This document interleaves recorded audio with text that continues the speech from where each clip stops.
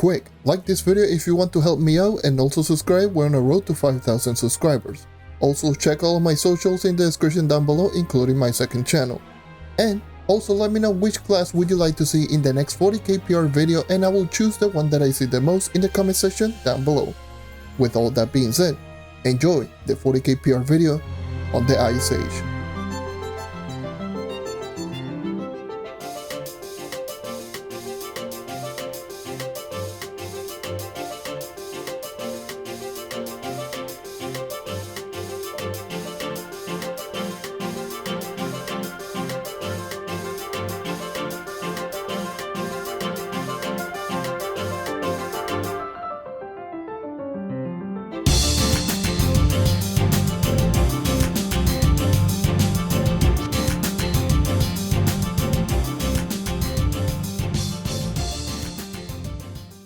Welcome to the 40k PR project. In today's video, I will be going over my Ice Age. My Ice Age is going to be currently sitting at 44,192 power rank. And here's going to be my stat, and you can pause the video if you want. My gear consists of a maxed out crystal level 4 equipment with full pearls and star on all pieces of gear. All of them have attack speed and movement speed and magic find on hand and weapon and magic damage on my face. Movement speed, the reason is because I always use movement speed on every single class, including DPS classes. Same with attack speed. Ice Age uses a lot of basic attacks, so attack speed will be a must on this class. Magic find on hand and weapon is because I'm already running a 100% critical hit. And I don't want to have over 2 million HP, because if I actually do equip maximum health on my head, I will have like over 2.2 million HP, and I don't want that because of the hidden effect that I'm using. I will explain more in a little bit. Magic damage on face, and this is because this at one point was my main delving class, so I haven't changed any of the third stat on my face, so I'll be using magic damage. But yes, once again, I don't want maximum health on my face because I don't want to reach more HP because of the hidden effect. Speaking of the hidden effect, my ring. My ring will be a crystal level 4 jump ring with the chill out ability. I've already done 2 videos regarding the chill out effect, so if you want to go ahead and check them out, I'll leave that in the description down below. But here's going to be a quick explanation. What it does is when you actually do reach half of your HP, you will activate an extra ultimate ability, and that it does have its own separate cooldown. So having a lower HP allows me to proc this ability more often. And seeing that this class is very dependent on the ultimate ability, this is actually very nice. And the other hidden effect that I will consider to be great with this ability might be the Nice Ice Baby, which I already explained in one of the 2 videos that I did mention. The Nice Ice Baby will give you more burst, which might be a better option for this class, but I will be using Chill Out instead. Anyways, jump on my ring because this is the only crystal level 4 that I ever got with my Ice Age, so yeah, don't judge. And yeah, that's going to be on my hat, weapon, and face. Now on to the rapid fire section, which is going to be something that you're going to be hearing every single video. Ready? Starting off with Orchestration, it's going to be my ally because of movement speed. Banner is permanent torch, and because I will be swapping this with every single class. Free range electrolytic crystal as my foot because easy 300 light. Arcane and trailblazing as my emblem. Arcane because of damage, trailblazing because of movement speed. Standard speed farming emblem, and honestly I will just say this is the most efficient out of all of the emblem combination for my Ice Age in particular, because my Ice Age is pretty much fully augmented. However, with the lower stat, or if you want to go crazy with ultimate ability, then you can just change trailblazing with the chromatic emblem so you can activate more ultimate ability to get all of those stats. Conjurer's 𝗘𝘃𝗿𝘆 is going to be my Flask because 12.6k magic find. It should be pretty obvious on to why. Personal Song Bard subclass is obviously because of movement speed. Solarian subclass might be a good option because of the highest potential DPS that you can get, or the best burst that you can go for, and you know, having better burst on this class is not a bad option because this class is not particularly great with burst, especially without the ultimate ability. I mean, it's good, but without the ult, you know, it can be quite hit or miss. And the Knight subclass, also if you are going with the ultimate ability build for more Flask, so you can actually just keep maintaining using your Flask for more chromatic emblem procs. And yeah, that's going to be my gear. Now, onto the costume combination. My hat and my costume are going to be the 𝗘𝘃𝗿𝘆 Mancer from the 𝗘𝘃𝗿𝘆 Huddle pack. which was a pack originally gotten in the Hackbox in Love 2021 event, which is the Valentine's event. And my weapon style is going to be the Power Polisher, which is going to be a 𝗘𝗃𝗀𝗀 weapon style, and obviously going in the 𝗘𝗃𝗀𝗀 bio. And yeah, that's going to be my gear and my custom combination. Now, let's move on into my gems. Like always, I will be scrolling over all of my gems, starting with water, air, fire, lastly cosmic, and I will be explaining all of the empowered gem abilities in that specific order. Also, keep in mind that all of the gems that you're probably going to see, all of them are 100% in all of those stats. So keep this one in mind whenever you're seeing the background footage that you're seeing right now. Anyways, let's move on to the abilities. First ability is going to be Pain Freeze, the class gem ability. Always use the class gem ability on any class, and this class benefits from it not only because it gives a massive no cooldown explosion from the Ice Age basic attack, which is what the Ice Age is already known for, but it also gives you a freeze on your first hit on your basic attack onto enemy, which is a 1 second stun. Can be quite good. So yeah, always use the class gem on the Ice Age and on pretty much every single class. Ability number 2 is going to be Fire This, and I'll say this once, I'll say it again. Fire This is the best empowered gem ability out of all of the regular empowered gems. Doing damage, giving movement speed, very easy to proc. Always use it. Ability number 3 is going to be Volatile Velocity. Once again, this class is my main delving class. So there were many cases where I stood really far away and just shooting the enemy where the Volatile Velocity was effective. So yeah, that's usually the reason I have Volatile Velocity. Outside of that, I mainly have this because of stats. Same goes with the last ability, which is Berserk Battler. Same reason I have Volatile Velocity, mainly have it because of stats. And obviously this class is mainly used for Del, so I keep this gem rather than using Vampire and Vanquisher. Obviously, Vampire and Vanquisher is going to be better for U11 because of the movement speed. And yeah, that's going to be everything on my Ice Age. Now, on to some final thoughts. This class is going to be in a similar position to something like the Bard and my Knight video due to being higher powering than most of the classes that I've already done. So take the background footage with a grain of salt, since the Ice Age that you're seeing right here is fully augmented with maxed out crystal level 4 and all of the gems at least level 27. So this is pretty much as high damage as you can get at around 44,000 power rank.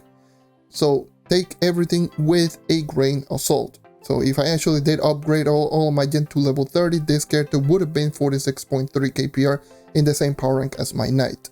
So I will not be going over my experience on so much with the Ice Age because of that particular reason. Instead, I will be talking about the classes, playstyle, and numbers just to explain all of my points. Okay, so here we go. The Ice Age is going to be an above average dungeon grinder in U11. So it does have everything that you want from a dungeon grinding character, but there's always something that I feel it holds it back a little bit. Allow me to explain. Like I just mentioned multiple times in this series, in U11, one-shotting is not an option that you should consider on any class. Instead, focus on a character how good it is in terms of his burst damage capability. So also, all of the other things that makes a good speed farmer is going to be having a good survivability, good momentum building, obviously potential max movement speed, and combine that with all of that with the burst damage, which makes the character in terms of consistency. This does apply in U11. So I will be talking about all of them in that specific category with the Ice Age, and you're going to see one little thing that is always holding it back. Alright, so let's start out with survivability. Ice Age has 2 survivability abilities, 3 if you count the freeze from the class gem basic attack, which are going to be the Big Chill, which is a 3.5 second stun that with a 7 second cooldown, you know, an actual good cooldown. And it also has the Frozen Ward ultimate ability, which gives you a 5 second invulnerability, which could surely serve as an actual great panic button. Not to mention, if you do have the hidden effect Chill Out, that's even more ultimate ability for more survivability. So yeah, the Ice Age has really good survivability. Momentum building. The class also has pretty good momentum building. Basic attack is one of 2 basic attacks in the entire game that actually doesn't lower your movement speed when you're shooting with the basic attack.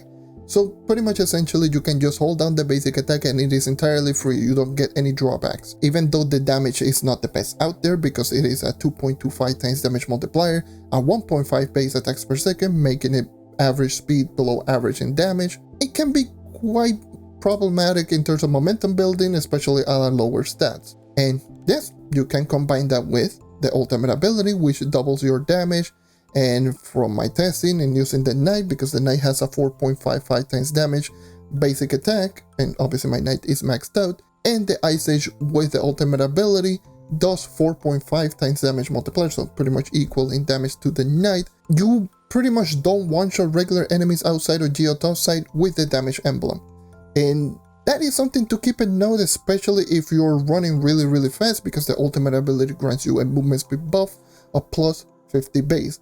And not only that, if you're lower in stats, you don't kill really fast, so keep all of those things in mind. And yeah, there's going to be other abilities like the Big Chill, Ice Crash, but those abilities will require a little bit more timing, because obviously the Big Chill is going to be an ability that just hits all enemies around you, so you need to be next to the enemy and you need to have higher stats in order for you to actually kill with that ability.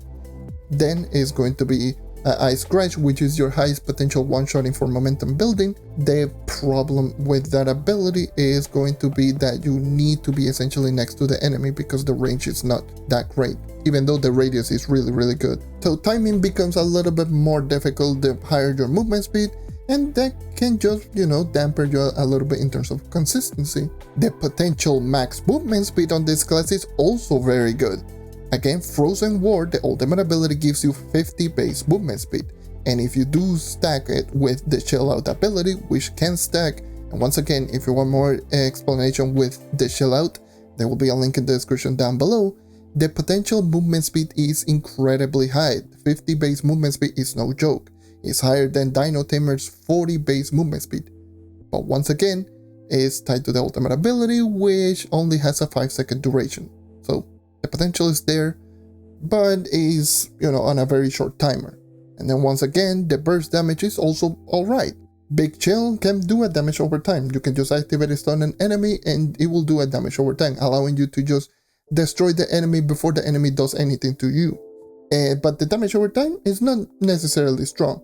Ice Crash is a pretty good AoE type ability, extremely good for 𝗘𝘃𝗃𝗿𝘆, doing a 7.5 times damage multiplier with a really good radius, and not only that, it has a really short cooldown, but it makes it in a similar position to the vanilla Swordwind from the Candy Barbarian, where the ability, can do quite a lot of damage, but due to animation, or in this case because of cooldown, then obviously you cannot spam this ability rather quickly, so it doesn't make it like a really good spammable ability that kills bosses really quickly.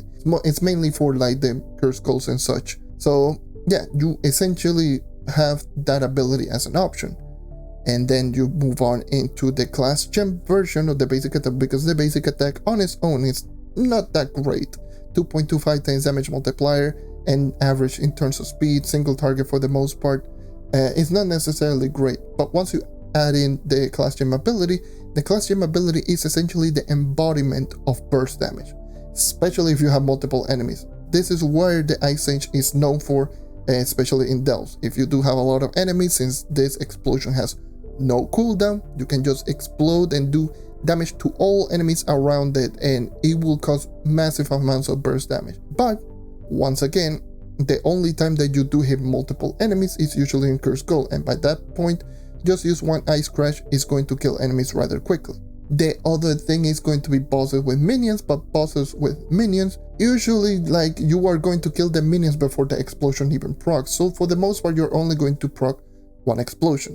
So yes, once again, the burst is there, but it's not that insanely good, and the damage on the explosion, on one explosion, is 6.25, which is lower than Ice Crash, which is going to be 7.5. So this one will be doing slightly less damage, so at that point just use Ice Crash for a little bit of burst damage. But all of this can be rectified if you double the damage on everything that I just mentioned with what? The ultimate ability. And yeah, the ultimate ability will give you double damage, which makes the burst damage a lot better. So if you notice a trend on this class, it's going to be that this class potential is really good. But everything depends on the ultimate ability to be active. And this ultimate ability, once again, lasts for 5 seconds. The movement speed potential, the invulnerability, the momentum consistency, the burst damage, everything revolves about you having the ultimate ability active. Because without the ultimate ability, pretty much all of the damaging ability are either, average to slightly below average. If you compare that ability or the abilities on the Ice Age comparable to some of the other characters, you know, the Big Chill does the same damage as the Sun Snare from Shadowhunter, but it has a 7-second cooldown. The Ice Crash is pretty good, but it has a cooldown which is essentially around the same realm as Spirit Square in terms of DPS or in terms of like using Vanilla Swervewind on the 𝗘𝗃𝗿𝘆. So there's that, and then if you combine with the basic attack explosion is really good, but you need multiple enemies, and when you're doing U11, more often than not you don't have a lot of enemies just clumped up together.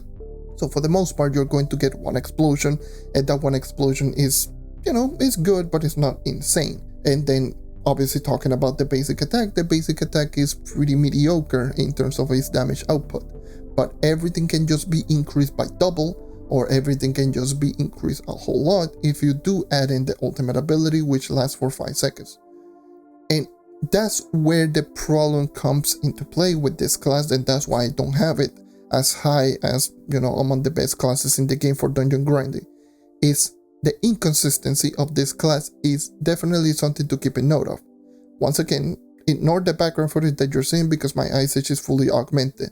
But if you actually use the Ice Age at a lower power rank, around 40,000 power rank, you're definitely going to notice all of these problems. And once again, consistency is very important for a character to be good in dungeon grinding. Like, you will be doing hundreds of dungeons like during the span of 1 hour. For the most part, it's just going to end up doing less dungeons per hour because in certain dungeons it's going to be either much slower, it's not going to kill as fast, is going to essentially just be much more inconsistent. So that's where consistency comes into play. That's why the best dungeon grinding characters are just some of the most consistent characters out there. They have good strong basic attack that doesn't need any buff, they have a good spammable ability that again doesn't need any setup, and they have really good momentum building so they can maintain all that movement speed buff.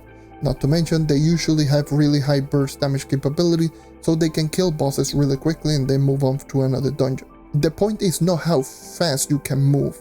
The point is not how hard you can hit or how big is like how good is your DPS. Your main point and draw is going to be consistency. Like, can you maintain that movement speed? Can you maintain that damage output in every single dungeon, in every single time? That's where most of the characters like Knight, maybe Lunar Lancer, 𝗘𝗃𝗿𝗆, Shadowhunter, all those characters are consistent.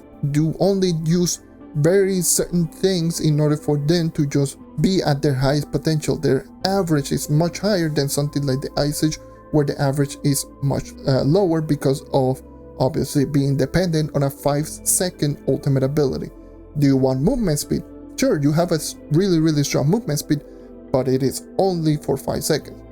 Do you want to dish out high damage? Then you can use the ultimate ability for high damage, but you don't get the movement speed because by the time that you complete the dungeon, you already ran out of ultimate ability. Same with momentum building. You can activate the ultimate ability to maintain the momentum, but by the time that you do get into a dungeon, that's it. You don't have the ultimate ability unless you spam Flask, and by that time all of the other characters, they can easily just run similar speed to the Ice Age, or in some cases better, and just being able to maintain their damage output without any setup. And yeah, that's pretty much where the Ice Age comes into play for me, that's where I feel the Ice Age, you know, falls a little bit. You could say use Chronomatic then sure, if you use Chronomatic Emblem, then you're losing 20 movement speed from Trailblazing, and at that point you're falling back into the same problem as something like the Dino Tamer, where the Dino Tamer without Trailblazing is slower than the Knight. This without Trailblazing is the same speed as Vanguardian.